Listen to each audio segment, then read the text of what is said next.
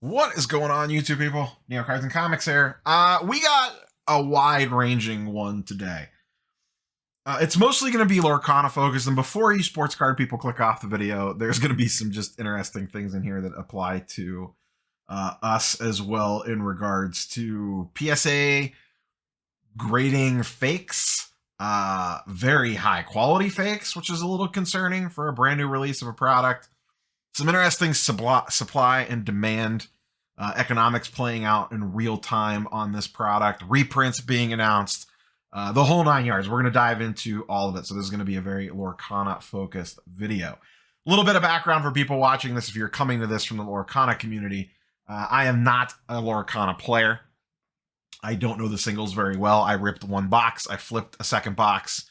I have a couple more boxes coming. I have some stuff sent off to grading. I do dabble in TCGs from here, or from time to time, rather. But there's just some really fascinating parallels between what Lorcana is going through and what those of us in the sports card, non-sports card, TCG, comic book world have seen over the last 3 to 4 years. And we'll talk about that stuff in the back half of the video. Let's lead off with the big thing here. There was a D23 promo card for Lorcana. It is this Mickey Mouse card right here. We'll dig into this more in a little detail here in a second. These were only available at D23. There was a set of 5. You may or may not remember these. Card Talk Pod has talked about these. A few other people have talked about these. This card, you may laugh, Mickey Mouse, whatever. Why are we talking about Mickey Mouse? This card in a PSA 10 regularly sells for $3,500, if not more. What was discovered, and full credit where credit's due, I pulled this off the Lorcana Facebook page. I believe there is a Lorcana Discord that discovered this. A lot of chit-chat around this in the Lorcana social media space. This card has been faked. PSA, BGS has been grading them. PSA has actually paused grading these cards completely. We'll talk more about that in a minute. Beckett, to the best of my knowledge, has not yet. According to this poster, they haven't seen any pop up in CGC slabs yet, not saying that they do or do not exist. Here's the thing. I looked at a bunch of these. It is hard to tell which ones are real and which ones are fake. The rumor is, and once again, this is purely rumor, these are so well printed, they're actually better print quality than the real card. We'll get into the kind of the differences between the two. The other rumor is that part's not rumor. The print quality seems like it is ridiculously high quality. Like I said, I looked at endless listings of these on eBay, and it's really hard to tell a difference on an eBay listing because some of the things you kind of need to have the card in hand to be able to spot it. Now, heavy rumor category. These may or may not have come off of wherever this set is being printed. I don't know where this set's being printed, who's doing their printing for Lorcana, but the rumor on this post is that they may have come off the exact same line, which is why the print quality is so good. Now, if that's the case, listen, I'll bash a grading company with the best of them.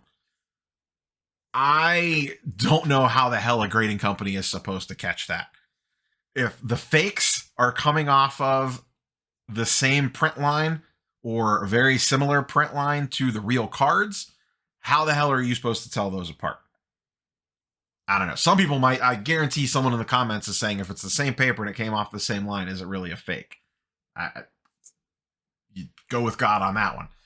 Let's kind of get into what's going on here. So the Lorcana community has nicknamed this one Maki, which I find very entertaining. So the real one on the left, the fake one on the right. The biggest tell, and once again, I had trouble seeing this on a lot of listings, or I thought a lot of listings were fake, is the little rarity logo down at the bottom. Now, in this case, it says, D23 Expo, and it's highlighted with a first. We'll show a closer picture of this in a second. That's the easiest way to tell. The problem is it is very hard to tell off eBay listing photos which one's real and which one's fake. Now, I will say this. This is one of the big pros to the eBay authentication program. If you bought one of the fakes, the slab is going to go to PSA to get authenticated. So there's a decent chance, you would hope, PSA would catch that and flag it in the authentication side of things when it goes there for eBay authentication. Now you're only going to have that on eBay purchases. So if you're buying these in the wild, be careful. But from what everyone says, it's a little bit easier to detect them in person. So they run through the differences here. Corners are cut more sharply. I had problems seeing that in the two different images. Attack symbol is more clear. That's this thing right here. Right here. I could see that a little bit there. That looks a little bit more off-white. That looks a little bit darker, a little bit more bleed, I guess, around the edges. That does look crisper. I could see that difference. Coloration slightly different. That's a little bit trickier. And the first symbol more clear and bold. Let's get into that right here. Here's a better image. So this is what the real one looks like. This is what the fake one looks like. This, really hard to see on an eBay listing, to see which one's which. And then once again, on this attack symbol here, that coloration, I could definitely see the crispness on the fake versus, like I said, I don't know what the right term there is for it. This looks a little bit dull or a little worse print quality. So like I said, the print quality on this one, on the fake one, is actually better. Now, once again, I'm sure people want to bash grading companies in the comments down below. Brand new product right off the line, and immediately fakes are out there. This feels like it would be pretty tough to catch, at least initially. Now, I would assume if you bought a fake, PSA has their guarantee. You're probably going to have to go round and round with them. But if they slabbed it, PSA does have the lifetime guarantee. Beckett, not so much. So good luck on those ones. But once again, there's that. And then we're back to the beginning on that. So just be aware if you're out there buying these, this exists. And also, who's to say, once again, at time of recording, the only thing that's been pointed out so far is the Mickey. If they can make the Mickey, they can probably make the other ones. And if they can make the promo, who's to say they can't make the regular cards as well? So just be a little careful out there is all that I'm saying, and make sure you know what you're buying and who you are buying from as best as you possibly can when it comes to, for right now, I would say all the promo cards, I'd be looking out for all this stuff on it. And if you're in doubt or something feels off, price is too good to be true, walk away. As I said, PSA has halted grading on these. You can see right here on the pop report, no longer grading. Just shy of 1,200 of these have been graded. There's 1128, 500 PSA 10s, 400 PSA 9s, a little bit more than 400 PSA 9s, and then some lowball grades mixed in there. There's some autograph versions of this card floating around as well. So the way that I believe that these worked was when you bought the set of card 2 through 7, you got the Mickey Mouse card as a freebie with a pin. Someone could correct me in the comments down below on that one, but I'm pretty sure that's how that worked. When you bought the set, you got the Mickey card and the pin thrown in.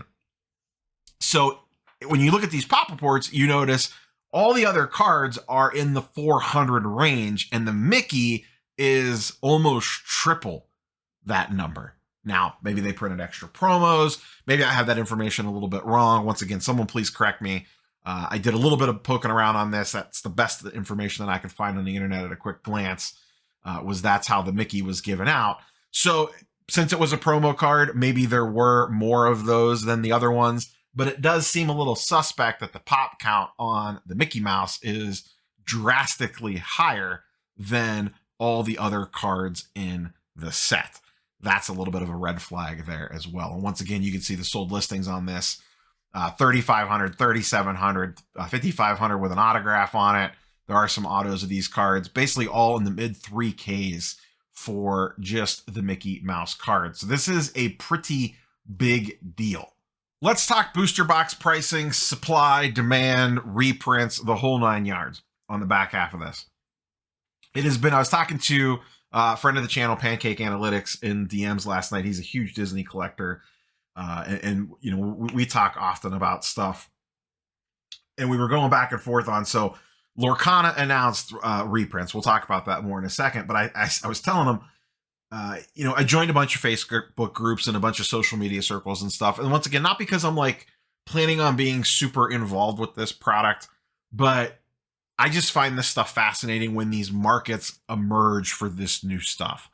They are going through very similar growing pains to what we all saw in the sports card, comic book, non-sports card world over the last 3 years.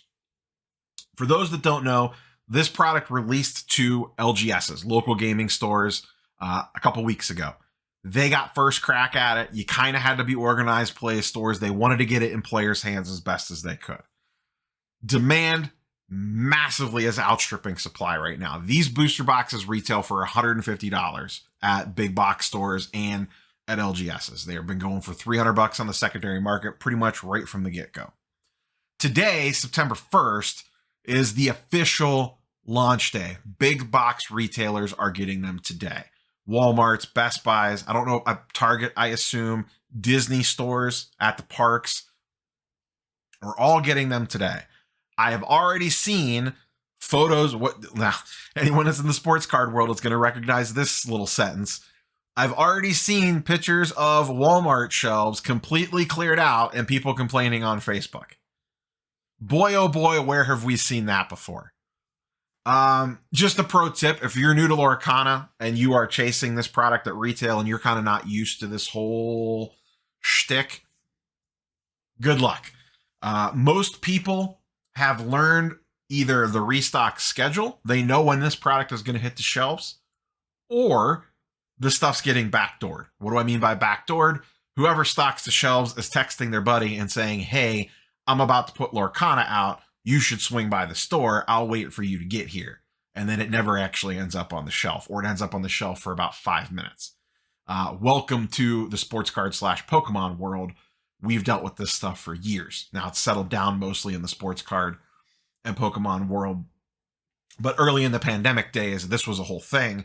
And people have these networks in place and have had these networks in place for years now. So it is going to be tough to find this stuff at big box retail. It will get gobbled up. Also, buyer beware on these things. The booster boxes are not cellophane wrapped. They just have a cardboard pull tab at the bottom, and you can kind of reach in and get it packs. And when these hit shelves at retail, the stockers are ripping the boxes open because they're designed to be sold as loose packs in a big box store. So keep that in mind as well. You're already seeing Facebook groups and buy-sell trade groups flooded with ripped open booster boxes. That's why. And people are trying to charge sealed booster box pricing. So right now, booster boxes are sitting just at about $300. I know I got 2 booster boxes. I ripped the one on the channel. I posted the other one for sale on eBay a couple weeks ago, or about a week ago, and it got snapped up almost immediately. I have 2 more coming that I pre-ordered on Best Buy. Those will actually be here today. As you boys and girls are all listening to this, I don't know what I'm going to do with those 2 yet. I have not decided. The other thing, reprints have been announced. This was an Instagram post that Lorcana put out today, aka Ravensburger, that they do plan on printing more, but boy is the devil in the details on this one. You can see over here on the right, additional booster product will start arriving in North America local game stores in October. So they had the massive release. It sounds like they held a little bit back and another little wave is coming, but they are not getting full reprints. We are also reprinting Disney Lorcana, the first chapter, which will be available starting in Q1 2024. It is barely September. September, October, November, December, January. That's assuming it comes in Q1. That's 5 months, 4 to 5 months minimum, because it just says Q1. That's not January. That could be January, February, March, or April. That is a big window, and that is a long time to wait. My guess here is what's going to happen. Booster box prices will dip slightly over the next week or so. As the market gets flooded with a new wave, booster box prices will decrease a little bit. They are probably going to start to slowly climb back up again as we move into the fall. We will see how big this October restock is, then rinse and repeat depending on what demand. Let's assume demand stays high. there could be a long, dark back half of this year waiting for Lorcana restocks on Chapter 1. I believe Chapter 2 is coming out in the winter. I think November's the date floating. I think that's what Pancake told me. So there could be a second set out before the first set gets a reprint. So there is going to be some tough times on the supply side of the old scales for the foreseeable future. But also keep that in mind. If you are buying cases, pallets of this stuff and stashing it away, it does sound like they are going to keep printing this to the moon. Now, over the long term, you might be perfectly fine. I do have some concerns just with how much of this they could print. We don't know if people actually like the game yet. How much of this is hype and FOMO? How much of it is genuinely love for the game? Does that peter out? You know, there's a lot of unknowns. The biggest thing that I don't like about this from a sealed perspective long term, and God, I hope they fix this for future sets. I do not like that the boxes are not sealed. They're sealed, but they're not sealed. Go back and watch the box opening video that I did. I show off a box, and you could see you can easily squeeze that box a little bit and slide packs out. 100% you could.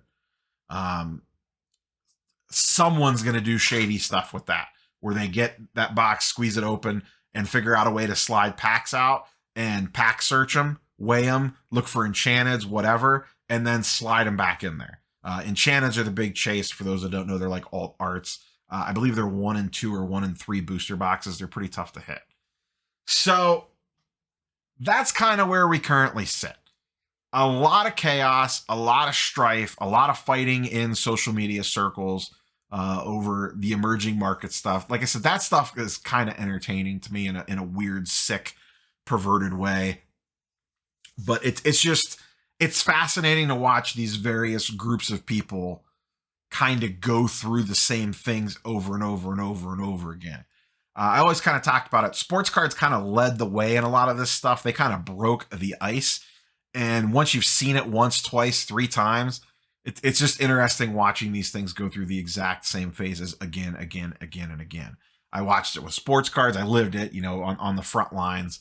Saw the same exact thing happen with Marvel cards. People get true collectors getting frustrated with the new people coming in. In this case, everybody's new, but there are legitimately big Disney collectors, people very passionate about Lorcana, that feel like they are getting shoved to the side because retail flippers are coming in, or flippers, or whatever, investors, or people that just want it for the money. All the normal kind of, does this all sound familiar from videos from 2-3 years ago? So there's this big push-pull battle war between all those different groups, and it's just, I just enjoy watching it play out. I don't know what that says about me as a person, but it's just fascinating to me. It's like a Discovery Channel documentary. It's like I'm watching Nat Geo or something. So that's all I have for you, boys and girls. I'm not going to do regular Lorcana videos, but I am going to keep my finger on the pulse of it and kind of update when I feel like it's necessary. Even if you're not involved in the space, any of these spaces, whether it's Lorcana, Poke, MTG, Marvel, sports, non-sports, comics, I think it's important. You'll be a smarter collector, investor, flipper, whatever category you fall into, or a little bit of all of them, of just keeping your eye on these things. You don't have to be in the weeds on any of them, but having a macro level idea of what's going on in the other markets is very informative for the ones that you do play in. I have learned a lot and leveraged a lot from my knowledge of what I learned in the sports card space, applied that to the comic book space, the Marvel card space, the TCG space, because as sports card people specifically, we have years and years of experience with this nonsense now, kind of how this stuff typically plays out. Whereas a lot of people just coming to Lorcana, for example, to use that as this one fresh, they're not used to a lot of this stuff, and they have to cut their teeth and learn. So that's all I got for you, boys and girls. Hope this one was interesting for any Lorcana folks coming over, and for the old school viewers and watchers of the channel. I don't usually say this. If you are new here, if you're stumbling across this from the YouTube algorithm from the Lorcana crew, feel free to subscribe if you want. The channel is mostly sports card content related and non-sports cards with Marvel, a little bit of TCG, and some comic books mixed in, talking mostly about news of the various hobbies and pricing and that sort of odds and ends of stuff, you can scroll through the channel and see what it's all about. So that's all I got for you, boys and girls. We will catch you on the next one. Peace.